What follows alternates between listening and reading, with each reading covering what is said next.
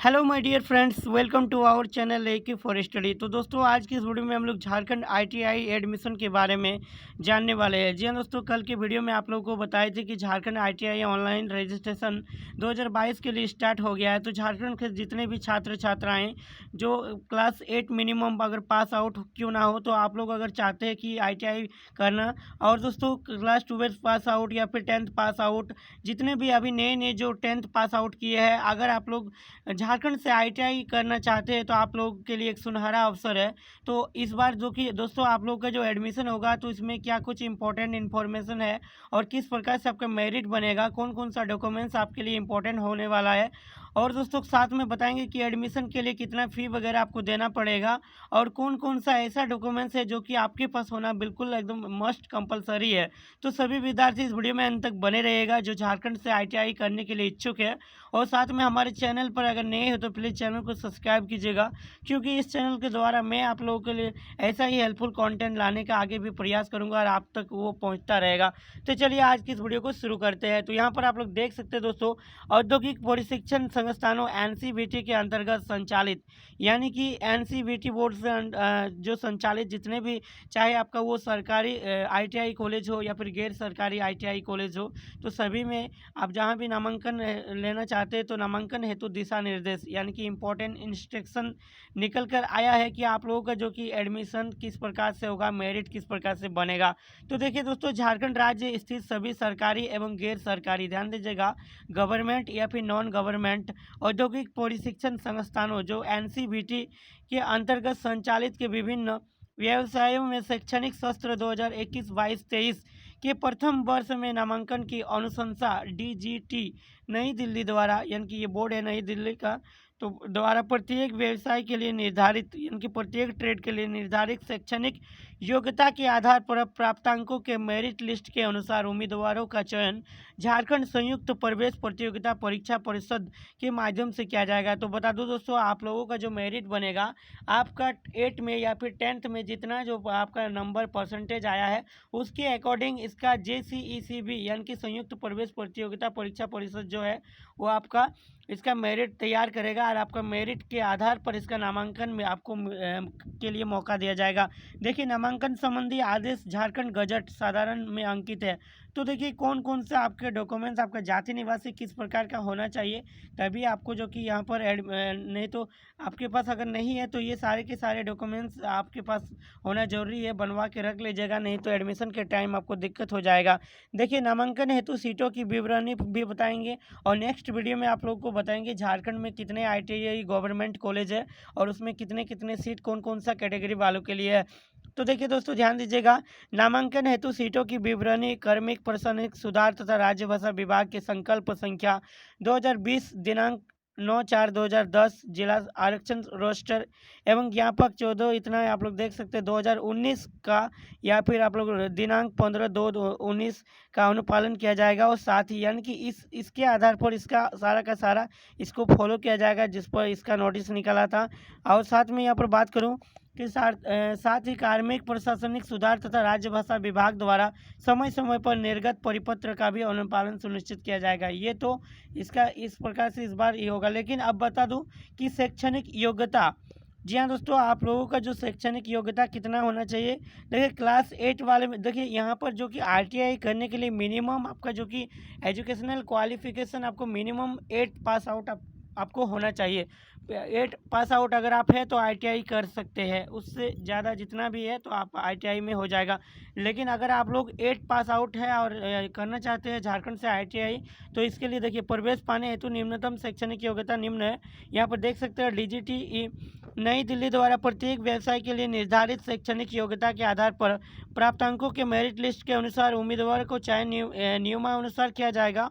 और साथ में नामांकन हेतु डीजीटी द्वारा निर्धारित शैक्षणिक अर्हता की प्रति संलग्न है, जो कि एनएसक्यूएफ सिलेबस आधारित, यानी कि जो इसका सिलेबस है एनएसक्यूएफ को भी फॉलो करेगा, उसके आधारित सीट मेटल वर्कर, पहला ट्रेड आपका wireman, mason, building construction, plumber, welder, swimming technology, और आपका कारपेंटर या फिर सरफेस ऑर्नामेंटेशन टेक्निक्स, के लिए शैक्षणिक योग्यता 8वां उत्तीर्ण है। यानी कि अगर आप लोग क्लास 8 ही भी मिनिमम पास आउट है ना, तो इन सारे ट्रेड में से कोई भी ट्रेड आप लोग ले सकते हैं, आपका हो जाएगा। और देखिए दूसरी नंबर, अगर इससे बाहर आप लोग दूसरा ट्रेड लेना चाहते तो आपको मिनिमम 10th पास आउट होना होगा। देखिए 10वीं कक्षा में उत्तीर्ण अभ्यर्थी 8वीं कक्षा स्तरीय व्यवसाय में भी नामांकन के पात्र होंगे। अगर आप लोग क्लास 10 पास आउट है तो आपको, अगर आपका मन है कि हम वायरमैन करें या फिर बिल्डिंग कंस्ट्रक्शन ले, तो आप लोग 10th पास आउट इन सारे पर भी अप्लाई कर सकते हैं। चलिए आगे बात करते हैं दोस्तों, आपका जो कि यहाँ पर आवासीय किसको किसको ज़्यादा प्रायोरिटी दिया जाएगा। तो देखिए औद्योगिक प्रशिक्षण संस्थानों में वही उम्मीदवार नामांकन ले सकते हैं। ये बात जो कि इम्पोर्टेंट है, यहाँ पर ध्यान दीजिएगा दोस्तों। जो झारखंड राज्य के निवासी है, यानी कि सिर्फ ये झारखंड राज्य के निवासी जो यहाँ का डोमिसाइल है या स्थानीय निवासी की श्रेणी में आते हैं, झारखंड सरकार के क्रमिक प्रशासनिक सुधार तथा राज्य भाषा विभाग के ज्ञापक 7/, इसका नीति देख सकते हैं, सर्वदलीय बैठक 27/2002 खंड इतना रांची दिनांक इतना, यानी कि 18/4/2022 में स्थानीय निवासी को परिभाषित किया गया है। मतलब आपका जो आपका स्थानीय निवासी प्रमाण पत्र, यानी कि आपका निवासी प्रमाण पत्र दोस्तों 2016 का, उससे अगर बाद का भी है तो वैलिड होगा, लेकिन 2016 से पहले का है तो आपका वैलिड नहीं किया जाएगा। उम्मीदवारों को अपने दावे के समर्थन में सक्षम पदाधिकारी, अंचलाधिकारी, अनुमंडल पदाधिकारी, उपायुक्त द्वारा निर्गत स्थानीय निवासी प्रमाण पत्र की मूल प्रति, ध्यान दीजिएगा एडमिशन के टाइम आपको मेन जो कि मूल प्रति नामांकन के समय प्रस्तुत करना अनिवार्य है, यानी कि जेरॉक्स नहीं चलेगा। चाहे आपका डीसी के द्वारा निर्गत किया हो या फिर एसडीओ के द्वारा निर्गत किया हो या फिर आपका सीओ के द्वारा निर्गत किया हो, चल जाएगा, आपका कोई कैसा भी रहे, लेकिन आपका मूल प्रमाण पत्र मूल सर्टिफिकेट होना चाहिए, जेरॉक्स नहीं। तो ये आपका बात किए। अब चलिए शारीरिक योग्यता, यानी कि आपका जो कि फिजिकल एफिशिएंसी क्या होना चाहिए। देखिए प्रवेश के लिए अनुशंसित अभ्यर्थी को नामांकन के समय संस्थान में निबंधित चिकित्सक द्वारा प्रदत्त योग्यता होने का स्वास्थ्य चिकित्सा प्रमाण पत्र उपलब्ध कराना होगा। जी हाँ दोस्तों, ये कोई भी ट्रेड लेने के लिए एडमिशन आईटीआई में पाने के लिए आपके पास शारीरिक योग्यता के लिए मेडिकल सर्टिफिकेट होना जरूरी है। तो आपको मेडिकल सर्टिफिकेट भी लगेगा जब आपका मेरिट बन के तैयार होगा, जब आपका काउंसलिंग होकर एडमिशन होगा उस टाइम। अन्यथा अयोग्य होने की स्थिति में नामांकन नहीं किया जाएगा, नहीं तो आपका नामांकन फिर नहीं हो पाएगा। और आयु की बात करें कि कौन कौन सा एज वाले ये आप लोग कर सकते हैं आईटीआई, तो देखिए 1 जुलाई 2021 को न्यूनतम आयु जिनका 14 वर्ष हो गया हो, अगर 1 जुलाई 2021 को अगर आपका न्यूनतम आयु 14 वर्ष हो गया है तो आप इसके लिए एलिजिबल है। एवं अधिकतम आयु की बात करें तो 40 वर्ष के बीच होना चाहिए। मैकेनिक मोटर व्हीकल व्यवसाय हेतु न्यूनतम आयु 17 वर्ष होना चाहिए। देखिए ये वाला जो ट्रेड है मैकेनिक मोटर व्हीकल, तो इसके लिए निम्नतम आपका 17 वर्ष होगा, तभी होगा।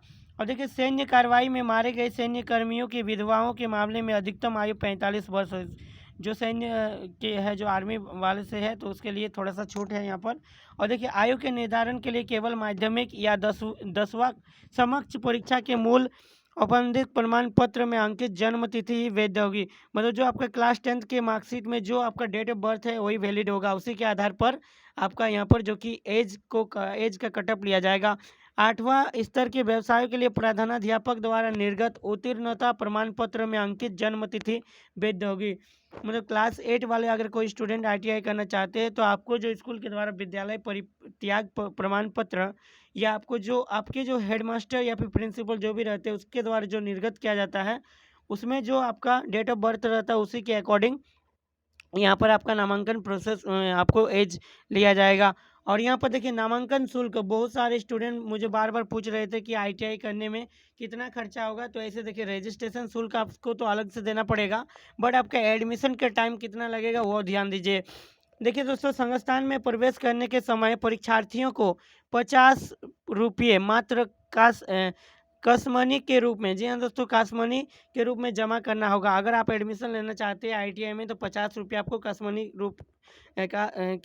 रूप के में जमा करना होगा। कसमनी बढ़ोतरी का प्रस्ताव सरकार के विचाराधीन है। यदि कसमनी में बढ़ोतरी होती है तो बढ़ोतरी वाला कसमनी दे होगा। अगर इसमें अभी तो फिलहाल 50 रुपया है, अगर आए दिन इसका कुछ नोटिस आता है कि बढ़ा जाएगा तो फिर इसका ज़्यादा भी लग सकता है, लेकिन जहाँ तक ₹50 में ही आपका हो जाएगा। छात्रों द्वारा संस्थान का कोई सामान खो जाने या सामान को जानबूझकर तोड़ दिए जाने पर उसकी कीमत काशमनी से काट ली जाएगी। मतलब आपको काशमनी के तौर पर आपको फाइन किया जाएगा अगर आपसे कुछ भी नुकसान होता है तो एडमिशन लेने के बाद, तथा अन्य उचित कार्रवाई की जाएगी। और उत्तीर्ण करने के बाद छात्र 1 वर्ष के अंदर काशमनी वापस नहीं लेते हैं तो इसे जब्त कर लिया जाएगा और सरकारी कोष में जमा कर दिया जाएगा। मतलब काशमनी जो आपको वो मिलेगा। और सरकारी संस्थानों में प्रशिक्षण के लिए कोई शुल्क नहीं लिया जाता है। दोस्तों ध्यान दीजिएगा, आपको ये गवर्नमेंट कॉलेज आपको मिलता है तो इसमें आपको कोई भी शुल्क एक्स्ट्रा नहीं लगेगा, परंतु प्रशिक्षण शुल्क का निर्धारण का प्रस्ताव सरकार के विचाराधीन है। लेकिन हाँ, आपका जो रजिस्ट्रेशन होगा या फिर आपका एग्ज़ाम के लिए फॉर्म फिलअप होगा, एडमिट कार्ड जब आएगा तो उस टाइम जो भी शुल्क वगैरह छोटा मोटा थोड़ा बहुत देना पड़ सकता है, तो वो अलग बात, वो आपको लगेगा। यदि प्रशिक्षण शुल्क निर्धारित की जाती है तो सरकारी संस्थानों में प्रशिक्षण शुल्क देय होगा। दोस्तों प्रशिक्षण शुल्क तो सभी जगह पर निर्धारित करेगा तो लगेगा, बट सरकारी कॉलेज में अभी फ़िलहाल नहीं, लेकिन एग्ज़ाम फ़ी वगैरह लगता है। अब देखिए आरक्षण की बात करूं तो आरक्षण किसको मिल सकता है यहाँ। आरक्षण का प्रावधान कार्मिक प्रशासनिक सुधार तथा राज्य भाषा विभाग के संकल्प संख्या 2020 दिनांक 9/4/2010 जिला आरक्षण से रोस्टर एवं ज्ञापक इतना दिनांक इतना का अनुपालन किया जाएगा। यानी कि आपका देखिए, साथ ही कार्मिक प्रशासनिक सुधार तथा राज्य भाषा विभाग द्वारा समय समय पर निर्गत परिपत्र का भी अनुपालन सुनिश्चित किया जाएगा। यानी कि आदिम जनजाति समुदायों के अभ्यर्थियों के आरक्षण के लिए कार्मिक प्रशासनिक सुधार तथा राज्य भाषा विभाग के ज्ञापक इतना के द्वारा देखिए जनजाति निवासी यानी कि रांची दिनांक 28/6/2016 का अनुपालन किया जाएगा। ये आप लोग देखिएगा।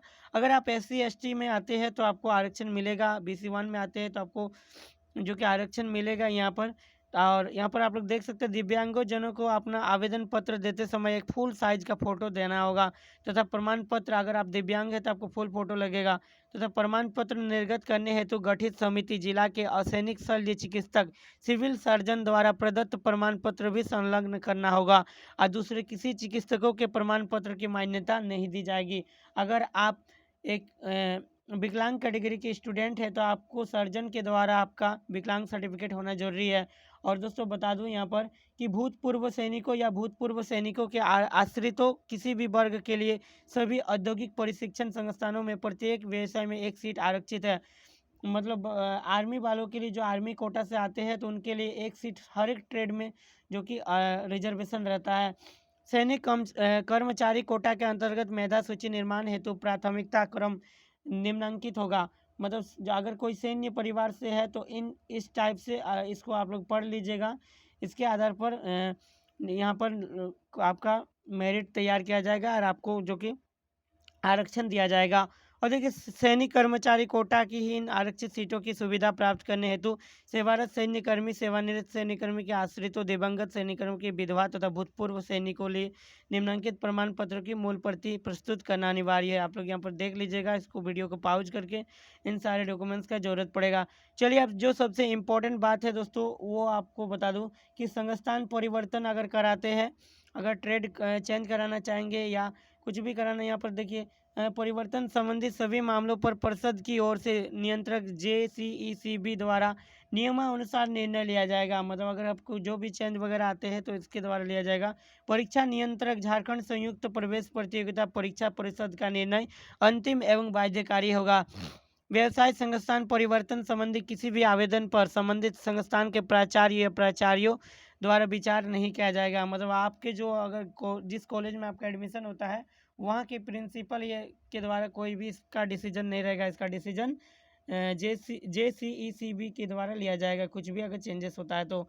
अब देखिए दोस्तों यहाँ पर आप लोग को सबसे इम्पोर्टेंट बात जो मैं बताना चाहता हूँ इस वीडियो के माध्यम से, तो देखिए संस्थान परिवर्तन संबंधी मामले एवं किसी व्यवसाय में रिक्त सीट रहने की स्थिति में विभाग द्वारा संस्थान में तो नामांकन हेतु आवश्यकता अनुसार निर्णय ले सकती है। और यहाँ पर एक चीज़ ध्यान दीजिएगा, एडमिशन के दौरान आपको कौन कौन सा इम्पोर्टेंट डॉक्यूमेंट्स लगना है तो वो जान लीजिए। तो देखिए मूल विद्यालय या महाविद्यालय परित्याग प्रमाण पत्र, यानी कि आपको जिसको बोला जाता है SLC बोलिए यानी कि स्कूल लिविंग सर्टिफिकेट, या CLC बोलिए कॉलेज लिविंग सर्टिफिकेट। तो ये आपका इसका प्रमाण पत्र जो कि आपका मूल लगेगा, मूल मतलब दोस्तों ओरिजिनल, संबंधित संस्थान में नामांकन के समय लाना अनिवार्य है, यानी कि जब आपका एडमिशन होगा उस टाइम इसको ले जाना आपके लिए अनिवार्य, नहीं तो आपका एडमिशन नहीं होगा।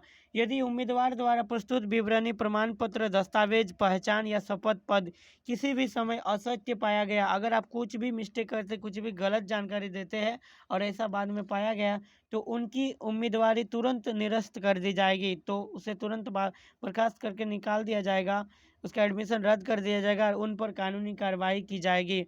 और बता दो दोस्तों, झारखंड संयुक्त प्रवेश प्रतियोगिता परीक्षा परिषद द्वारा आवेदन पत्र इत्यादि के लिए निर्धारित शुल्क का भुगतान उम्मीदवार द्वारा किया जाएगा, मगर आप मतलब जो आपका जो शुल्क लगेगा वो आपके द्वारा किया जाना चाहिए। और झारखंड संयुक्त प्रवेश प्रतियोगिता परीक्षा परिषद द्वारा बुलाए गए अभ्यर्थी को निम्नलिखित सभी प्रमाण पत्रों, दस्तावेजों की मूल प्रतियां प्रस्तुत करना अनिवार्य होगा, मतलब ओरिजिनल सर्टिफिकेट भी आपके पास होना जरूरी है। इनमें से एक भी वांछित मूल प्रमाण पत्र दस्तावेज प्रस्तुत नहीं करने पर उसे सीट आवंटन से वंचित कर दिया जाएगा। अगर इन सारे डॉक्यूमेंट्स से अगर आप एक भी डॉक्यूमेंट्स नहीं देते हैं, आपके पास नहीं रहता है, तो आपको आपका जो कि एडमिशन से आपको बाहर निकाल दिया जाएगा।